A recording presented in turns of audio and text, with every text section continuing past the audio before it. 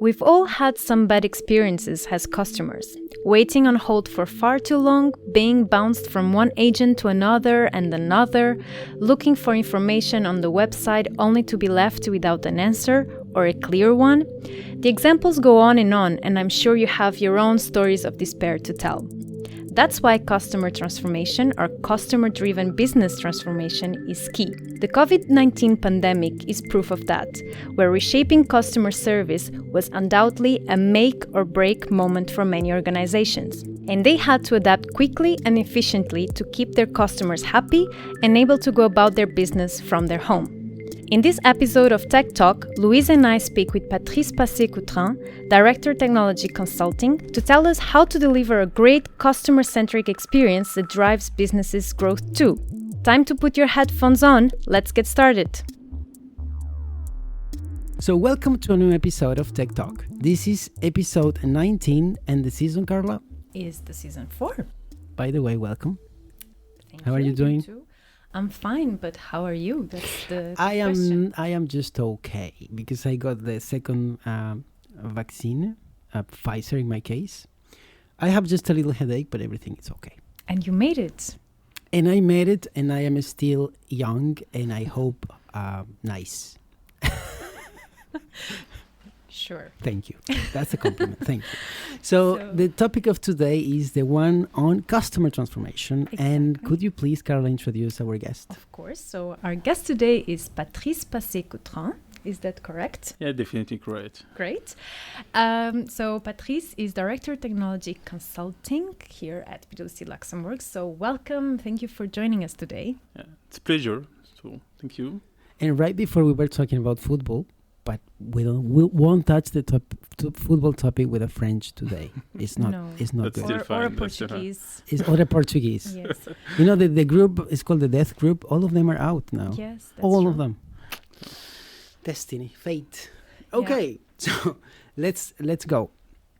Can I ask the first question? Is fine. Go ahead. Okay. Well, so is customer transformation a strategy or a solution? Or does the matter involve both?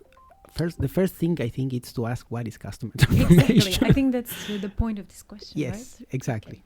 So it's very, very interesting question, actually. So customer transformation is all about, I will say, putting the customer first.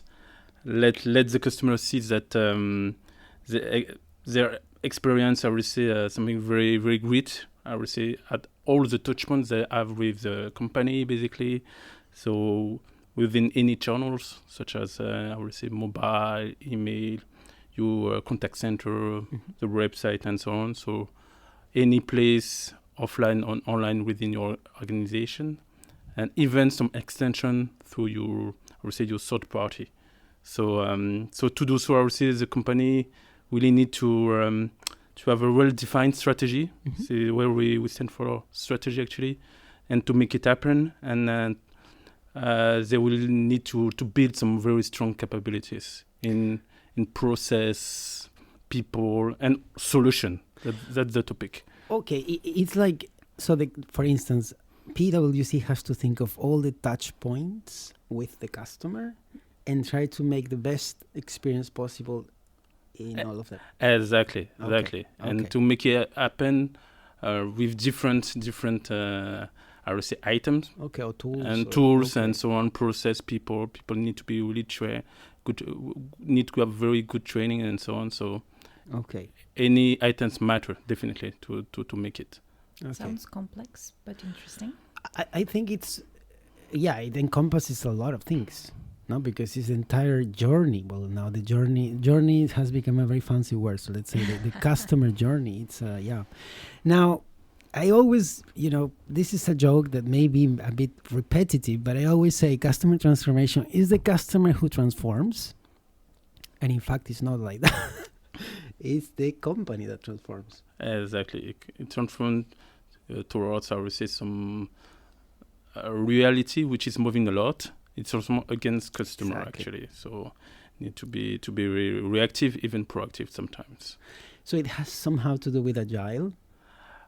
In some way, because agile will allow you to be very flexible. Okay. In order to to have the capability to, I would say, deliver quickly some solutions and adapt also, for instance, to, if we took the example of the COVID situations, some companies need to adapt in 1 or 2 days, basically, to ensure that they survive.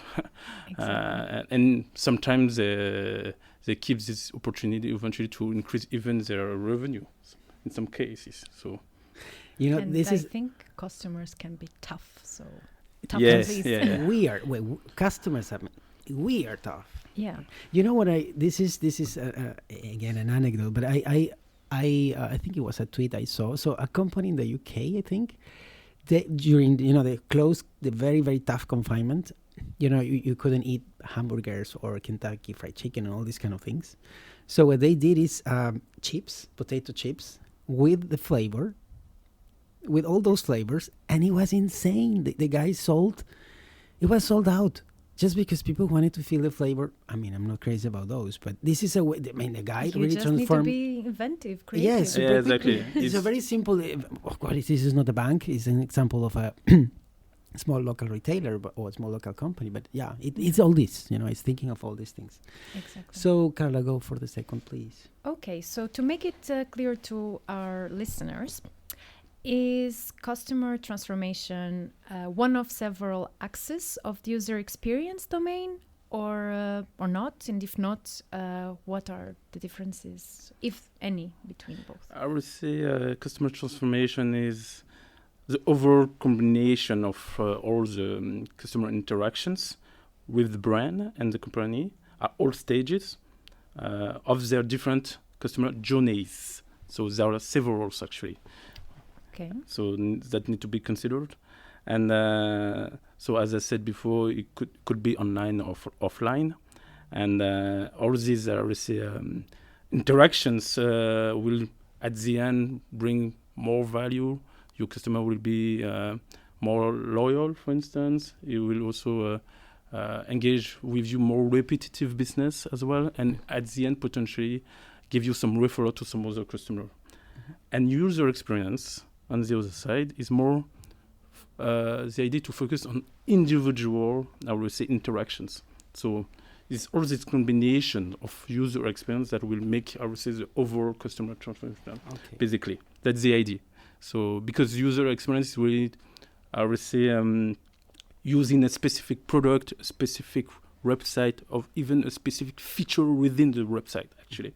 So but all this combination that in the end will create the overall perceptions. So okay, I think I got it. I think maybe user experience is more linked to us, the user, and customer transformation is more linked to the company creating the experience for the user. Does that make sense? Yeah, definitely. That you get it. I would say. You look confused. No. I just think what I said is so smart that I want chocolate now. I need chocolate. You are flabbergasted. Yes, it's my headache. Is that. It's just that. It's inspiring you, actually. Exactly. You know what chocolate does to your brain, no? Okay, I will go with the third one. So, what normally you go on the internet, there is a common sentence I have found, is customer transformation accelerates business value and prepare business to cope with change. You just mentioned change before. How does this happen in simple terms? To do so, I would say they really need to refocus their attention to the customer service, actually. And this is very critical because it's how you will feel that whether the quality is there, basically. And also try to find some new way to engage with the customer or the citizen, actually. So basically with the COVID situation, company or government or public institution need to engage differently because we were not able to interact physically, basically. So they will need to do so. They also need to solidify and expand also their identity. So find a new way to explain how they are different from the other competitor and to ensure that people come to you and stay also loyal to you as well. So another one is try to to leverage all the data volume that we get now from your client for any interactions, transactions, all the information you get from the website and so on. So it's very, very an accelerator to know more your clients, definitely, and engage differently, get more revenue, and really create a dialogue, a continuous dialogue with your clients. Yeah. Now, we had a small interruption because our video colleagues were right next to us recording a video, but we were discussing with Patrice that something interesting. In fact, during COVID, public sector institutions, that I mentioned businesses before, that's when I want to, remark this, were actually very much interested in this customer transformation.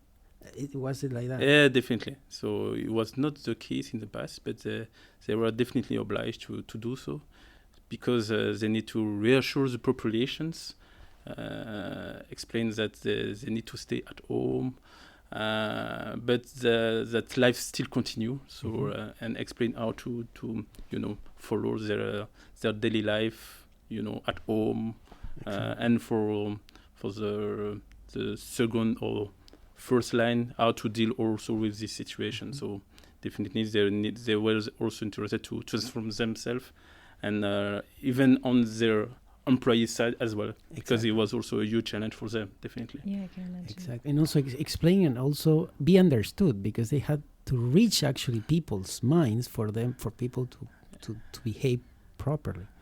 Very interesting. Yes, well, sometimes you visit some government websites and you say, oh my God, it looks like the 80s. That's I true. don't want to mention any country here. I will be kind. But yes, sometimes it happens. Yes. How are the Portuguese, Carla, sites? Well, we are not doing so bad, especially with ID cards. If you want to do some change your address and so on, you can do it online. So not too bad. That's nice. Yeah. Yes. Comparing to other countries, that's yes, true. Exactly. Okay, so go. But for sure, COVID has accelerated the whole process. Definitely. So let's talk about digital enablement. Why does it have to do with customer transformation? Can a business still transform without this digital enablement? So I would say digital enablement is forcing people to change their business models and try to adapt to any changing, I would say, market reality. And what is interesting about this is that the company is driving the change not for them, but it is driven by the customer, actually. So because customer actually are interested to be I would say engaged for some product or some service, as I said, anytime, anywhere, any place, any format. So it's not so easy, I would say, for a company. So they need to adapt their strategy more frequently than before. In the past, it was 5 to 10 years. Now it's almost every year they need to adapt their strategy. Every month. Yeah, exactly. So to do so, you need to embrace technology. It's very compulsory right now. Otherwise, you will lose some market share.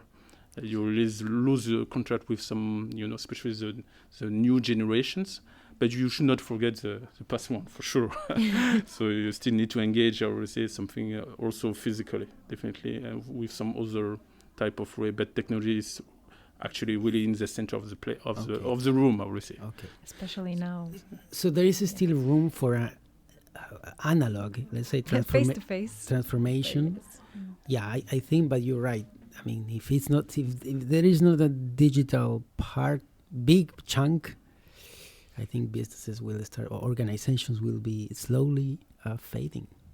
Yes, I love that expression, I think slowly so. fading. And especially for, I don't know, I speak for younger generations today. If you don't find a company's website or a company's on social media, you're just you doesn't exist actually for them. Exactly.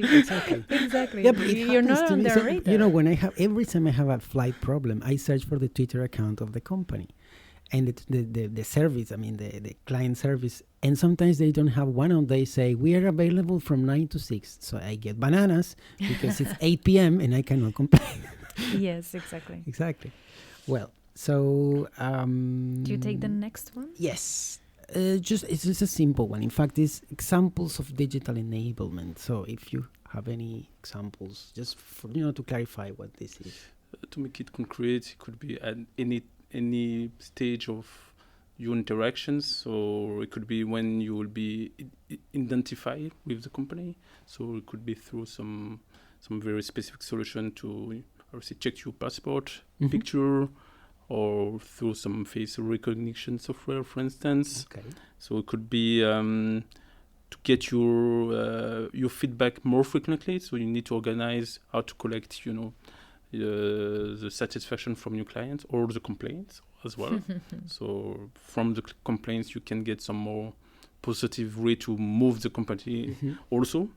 And you can also try to organize some virtual event right now. So you need to have some tools related to that. You can also digitalize also your onboarding, the ways that you will subscribe to some product or service. You need also, I think, to democratize, I would say, all the self-service, I would say, activity from the customer or the citizen, because it helps also to, I would say, release some time also for your employee or your agent for to make them more focused to assist also the client on more valuable, I would say, activity, definitely. So this is kind of examples that we can give basically, but there's so many actually, so many. You mentioned democratize. And every time I hear the word democracy, I start shaking. Why? Boy, shaking. It's a figurative way to say it. Just because the world is going absolutely backwards, and it's going in the other direction. It's just terrible, really. I don't know, whatever. But that's a parenthesis. It's just my personal feelings on how the world is moving forward. So, shall I take the next one? Yes, you can go ahead. Yes, okay. please. So the thing with digital enablement is that it sounds like it puts technology in the business client equation in the center, and it feels a bit dehumanizing, like you're talking to a machine or a bot, and instead of talking to a human. And this has happened to me that I was, writing on Twitter. Actually, no, it was like Facebook, I think, for a company to ask something, and I realized it was a bot replying to me, and it didn't get my question, so I was very, I was quite, annoyed.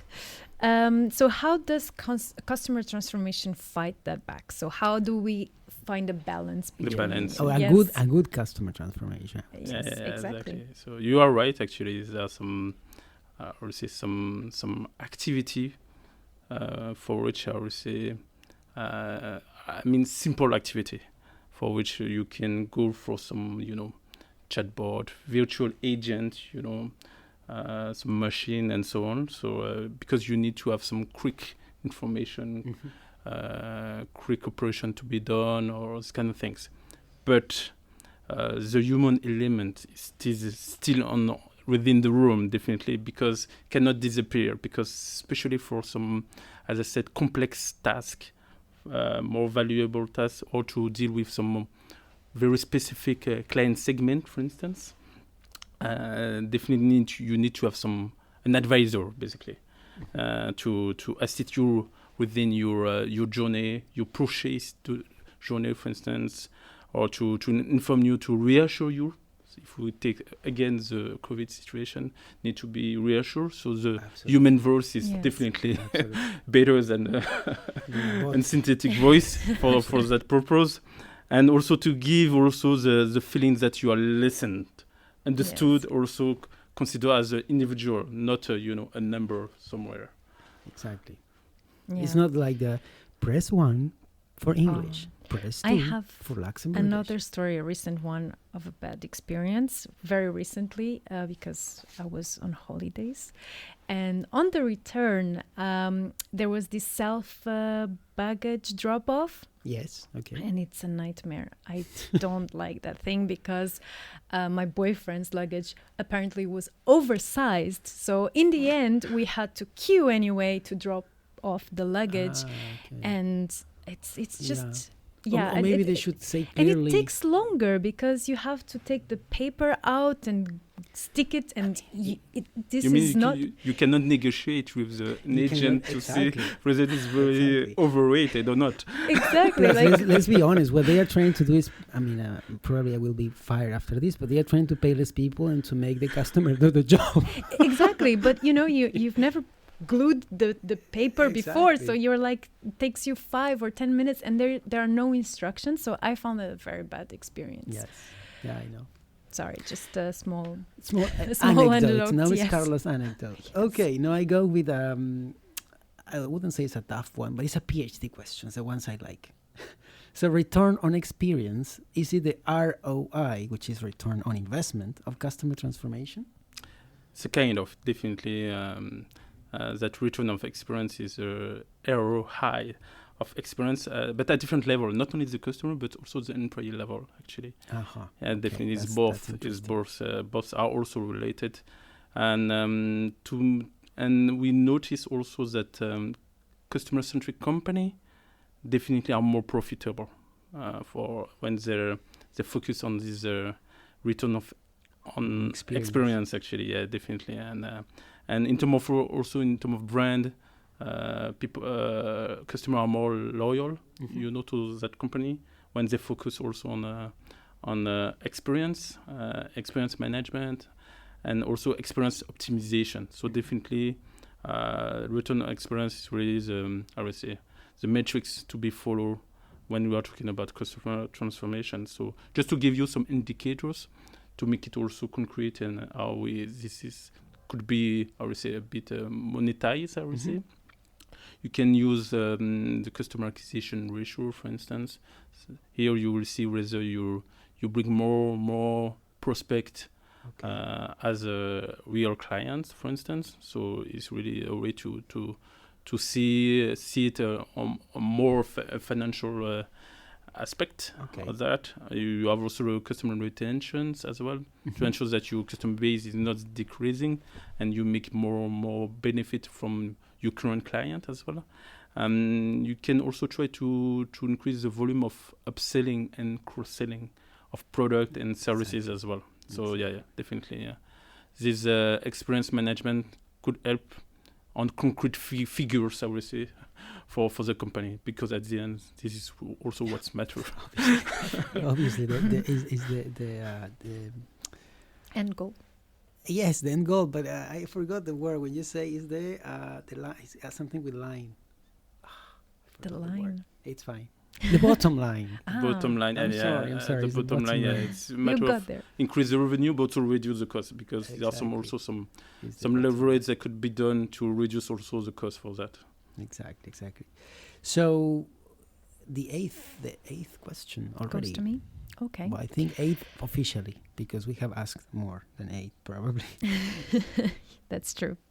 So, are there current regulatory aspects that businesses navigating customer transformation process or thinking of it must take into account?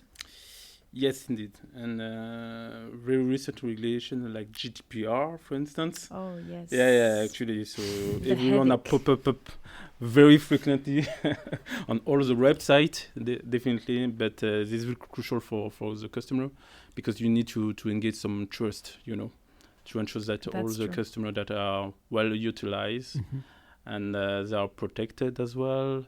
They are also the customer has the ability to ask for some, remove their data when there are no use anymore.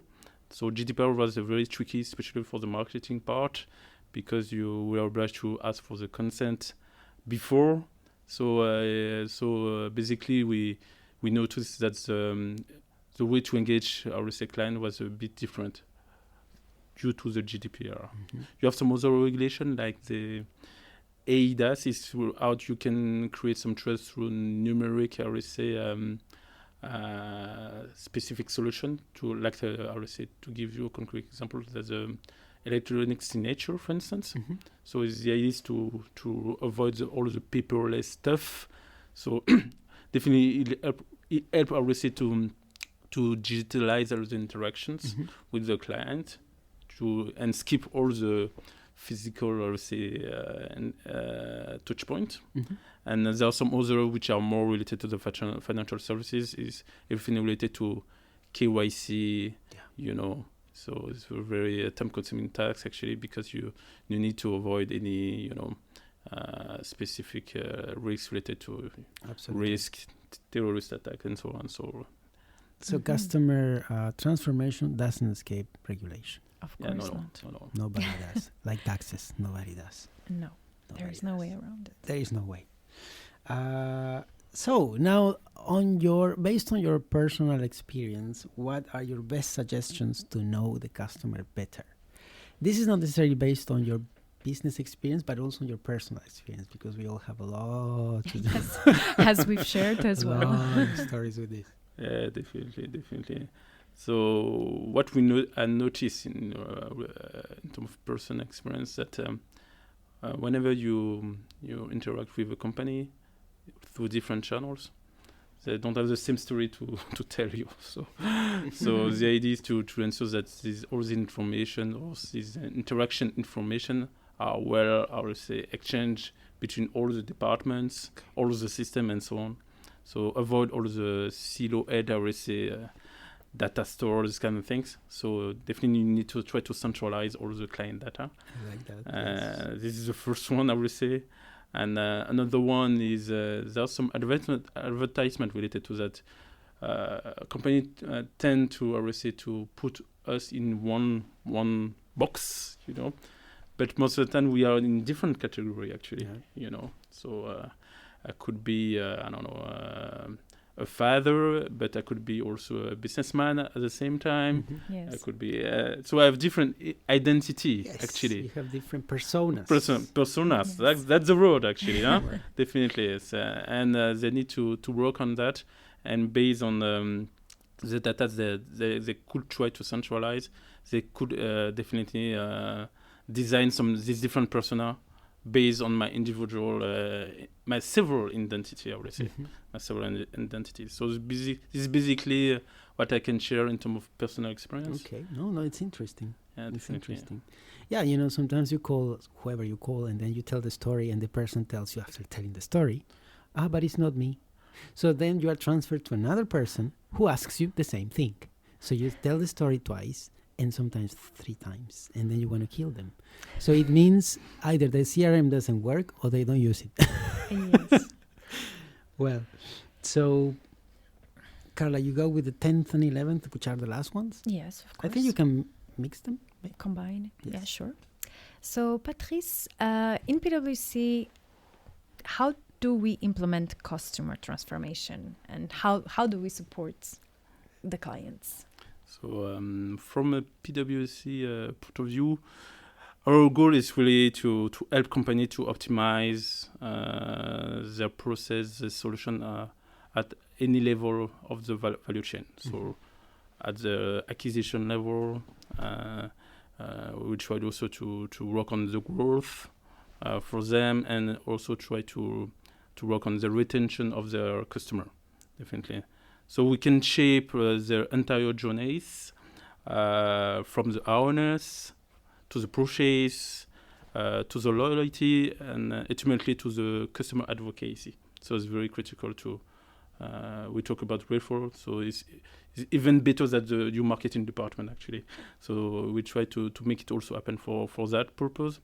We integrate solutions to ensure that we design the best sales, marketing, service excellence within companies. And we have some experts in digital strategy, in front office operations, whatever the industry, finance, bank, insurance, public services, and so on. And definitely technology, business, and some I would say more user experience consultant could help to mix all the 3 dimensions to help all the company. So it means, for instance, we partner up with different software companies, to implement these softwares at the client. Definitely. We first benchmark these solutions to ensure they are well positioned to give some real value to our client, for sure. Okay. So this is a continuous benchmark, definitely. And the idea is to ensure that we get a real I would say, understanding of what the solution will bring. And the idea also to make it the most profitable as possible for our clients. So this is part of also our strategy to get this alliance with these solutions vendors. And this is a long-term process? Well, normally? medium maybe, or I don't know. It depends. It really depends, you know. So for some I would say some big solution companies could be a bit longer, but we partner I would say with different type, startup to big ones. So we are very adaptable on that. Yeah, definitely. Great. Well, I think does someone have the listeners? Do you have any doubts about? I would love to have an open channel to get your questions. It would be cool. Maybe in the future we can have need that. to think about that. Yes. But I think at this point it's clear what customer transformation is. I think so. I think so. So, Patrice, properly pronounced, you can say Patrice in English. Patrice. I guess. Patrice. Thanks a lot for being here. You're I welcome. know you're Thank a you. very, very busy person. In fact, this episode was supposed to be recorded a bit before, and we have been pushing it until now that apparently summer, entre guillemets, it's coming because Luxembourg doesn't look like summer at all. No, But at least True. the vibes are there. Yeah, definitely. The summer vibes are there. exactly. So thanks a lot. Thanks, Carla. Thank you. And, You're welcome. It was a a pleasure. It was a Yes. pleasure. So until the next one, and remember, this is TechTalk, technology made simple. Over a cup of coffee or tea, or I don't know. Patrice, what is your favorite drink? Tea is good for me. Yeah, definitely. Really? Tea is Yeah. So Not a coffee drinker. No. Sure, I thought you wanted to say, I don't know, maybe... Could be apéro spritz. No, du vin, quoi. Du vin. Because Not he's really, French. well. That's true. Vin rouge. Okay, Thank you very much. thanks, really. You're welcome. And until the next one. Yes. Ciao. Ciao. And that's all for today. This is Tech Talk, technology made simple over a cup of coffee. Thank you for listening, and until the next episode.